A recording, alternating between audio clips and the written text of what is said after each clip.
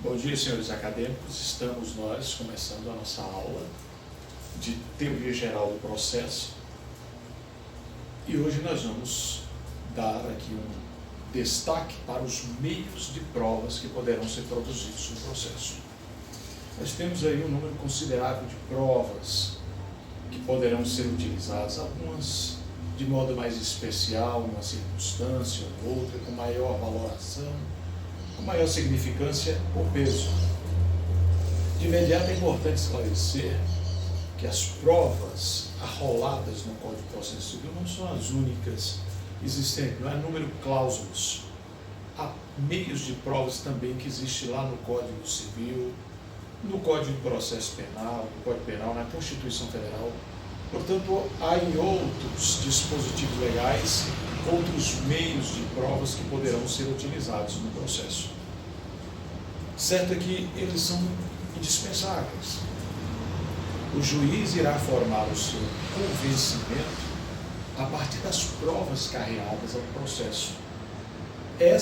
São essas provas que irão trazer o lastro, a fundamentação, para que o juiz possa se garantir, se convencer e deitar a sua decisão, a sua sentença no processo, e de igual modo os tribunais.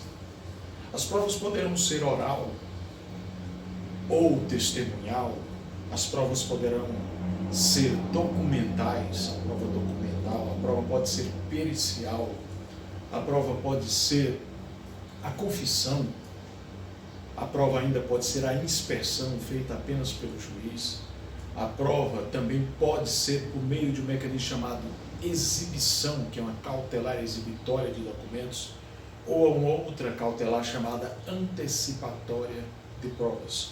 Todos esses são meios de provas que comumente irão ser utilizados no processo.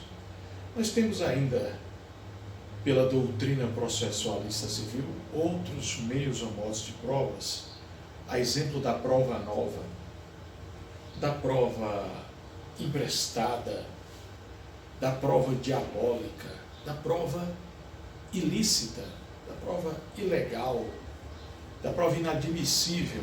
Então nós temos estas outras modalidades de provas trabalhadas aí pela doutrina processualista civil. Por exemplo, a prova ilícita, que a nossa Constituição Federal proíbe, está lá no artigo 5º. São inadmissíveis as provas obtidas por meios ilícitos. Ou seja, que não respeitou o procedimento legal, que são consideradas contrárias aos dispositivos legais. A gente observa muitas vezes que as pessoas querem se utilizar de provas não autorizadas por lei, como, por exemplo, escutas telefônicas indevidas, como se viesse pegar a pessoa de surpresa, como se fosse um flagrante forjado, onde a parte não teve conhecimento desse meio de prova ou sequer pôde se defender. Observa em outras circunstâncias, hoje muito comum, esses pardais eletrônicos sem nenhum aviso. É uma prova ilícita porque tem que ter aviso dizendo a tantos quilômetros terá um pardal, para você reduzir a velocidade, não montar de surpresa como se fosse um flagrante montado, preparado. Isso é uma prova ilícita. Mas o Brasil, nesse particular, a nossa legislação, apesar de se conhecer a teoria dos frutos da árvore envenenada, dizendo que toda prova que na sua raiz, na sua origem, ela tem um vício ou uma ilicitude, ela não pode servir. Essa seria a ideia central da teoria dos frutos da árvore envenenada. Mas aqui no país, essa teoria ela é colhida com certa flexibilização. Há uma mitigação. Poderemos, em algumas circunstâncias, ter uma prova que, embora tenha sido admitida por meios ilícitos, ela faz concatenação, sintonia com outros meios de prova já utilizados no processo. E, nesse caso, poderá ser utilizado e aproveitado no processo. Observem bem, os senhores, que nós já temos até dispositivos nesse sentido de que as comunicações telefônicas, telegráficas, o sigilo deve ser garantido.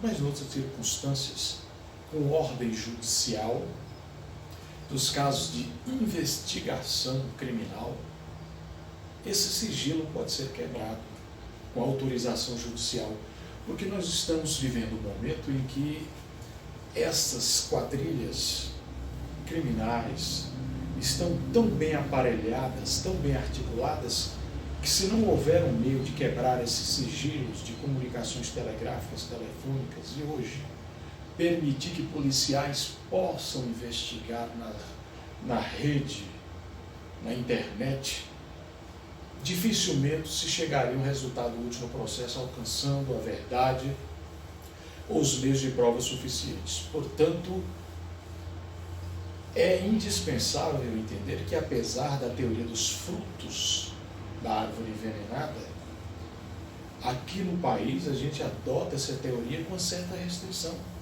Porque se essa prova que veio contaminada de ilicitude fizer sintonia com outros meios de prova já acarreados no processo, ou seja, se ela foi obtida por meios ilícitos, não dentro do devido processo legal, assegurando o direito de defesa, o juiz poderá colhê-la.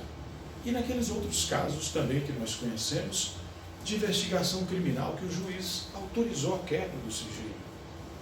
Nós também temos recente lei autorizando o processo de infiltração de policiais na internet para investigar crimes contra a liberdade sexual de crianças e adolescentes. Então, abre-se essa possibilidade de se poder investigar sem tanta exigência e sem tanta proibição aos meios e modos de investigação para se chegar a uma prova que traga indícios suficientes para o juiz no processo e para os tribunais. Além da prova, que pode ser ilegal de meio genérico, que de forma específica ela pode ser ilícita, nós temos também a chamada prova diabólica. É aquela prova de difícil meio de contestá-la, de rebatê-la, de rechaçá-la. A prova diabólica é aquela levantada por uma parte onde o meio, o bem ou a coisa, objeto daquela prova já não mais existe. A casa que existia, que foi destruída, o carro, o bem que já não mais existe. Então, é uma prova de difícil mecanismo de rechaçá-la, de contrapô-la. Então, é chamada prova diabólica. Mas também temos no processo a chamada prova nova.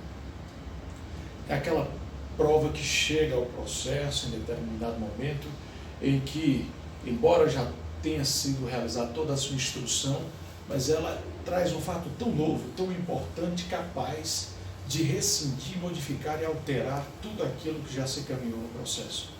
Era um fato essencial, oculto, que ninguém conhecia e que só aparece às vezes depois de julgado, sentenciado o processo, e que chega com a força de rescindir a própria sentença por essa força probatória que traz essa prova nova. Então, a prova nova é muito importante, ela traz o fato essencial e indispensável para o processo, que tem a capacidade até de rescindir a sentença que já estava lá no processo, dentro daquele mecanismo de segurança jurídica que não poderia ser mais alterada. Cito a guisa de ilustração circunstâncias em que, por exemplo, quando não tínhamos ainda o exame de investigação de paternidade, o DNA, que é a prova científica, a maioria dos processos de investigação de paternidade era por meio de provas testemunhais. Alguns desses processos, depois de 10, 15 anos, determinada pessoa vem e pede a prova científica do DNA. A prova tem uma força probante muito robusta, muito esclarecedora. E mesmo que aquele processo já tenha sido julgado, a sentença já tem esse peso de coisa julgada, a prova científica do DNA poderá rescindir aquela sentença produzida apenas por provas testemunhais. Então, essa força que nós conhecemos da prova nova. Mas a prova emprestada também pode ser utilizada no processo. É o fato de se carrear de um outro processo um depoimento já produzido, um documento que existe no velho processo, ou até lá no inquérito. Tivemos um inquérito de acidente automobilístico. Danos morais, danos materiais estão sendo pleiteados aqui na esfera civil. Mas o inquérito de lesão corporal grave está lá na delegacia, no Poder Judiciário, já em andamento, e ali tem depoimentos essenciais para esse processo de reparação civil. Então se busca aquelas provas que serão chamadas de provas emprestadas para dentro do processo. Mas, além dessa prova emprestada, dessa prova nova, dessa prova ilícita, dessa prova diabólica, nós temos a chamada prova oral ou testemunhal. Ela é considerada a prostituta das provas. E por que esse nome vulgar? Porque ela é mais vulnerável, de fácil manipulação, de fácil alteração. A gente observa que até hoje ainda tem esses terríveis vícios de alguns advogados instruírem, prepararem esse testemunho nos corredores forenses ou em qualquer outro lugar para dizerem aquilo que elas sequer sabem, que é aquilo que elas sequer conhecem. Então elas são induzidas, instruídas, preparadas, né? Por isso se fala, é a prova mais vulnerável, chamada prostituta das provas, também a mais antiga que se conhece por aí. Mas é um lado muito temeroso dentro do processo, porque o juiz tem como dissipar, além dele, o Ministério Público, que está por ali como fiscal da lei, como custo legis, percebe-se que a testemunha que está depondo poderá mentir. E é claro, ela traz muitos indícios de insegurança quando está produzindo o seu depoimento. As questões de ordem psicológica nos ensinam nesse sentido, a alterar a voz, repetir os fatos, olhar para o teto, para o chão e não para quem está mediando o debate. Todas essas posturas psicológicas, o juiz que está ali mediando o debate conhece, e ele pode se sentir o direito de levantar essas questões todas. E é claro, a parte que não se sentia à vontade com aquela testemunha poderá contraditá-la antes dela ser compromissada, porque essa prova testemunhal, quando ela vai a juízo, ela presta um compromisso de dizer a verdade sobre os termos da lei, sob pena até de responder pelo crime de falso testemunho e ser autuada ali em flagrante e sair preso. E às vezes o advogado junto, por essa coautoria, vamos dizer, ou participação, que se ele, a testemunha dizer, foi o advogado que me mandou falar desse jeito aqui, produzir essa fala, eles dois podem sair autuados ali em flagrante. Então é algo muito perigoso. É melhor hoje trabalhar com a verdade, com a boa-fé dentro do processo. A litigância de má-fé a todo momento orienta o juiz a fiscalizar, deve-se chegar à verdade, para que o juiz possa declarar os fatos em favor de quem realmente mereça, de quem realmente tem o direito, e não ser desnorteado esse caminho por meio de falácias, por meio de inverdades articuladas por testemunhas que vieram para mentir no processo. A gente volta daqui a pouco para prosseguir nessa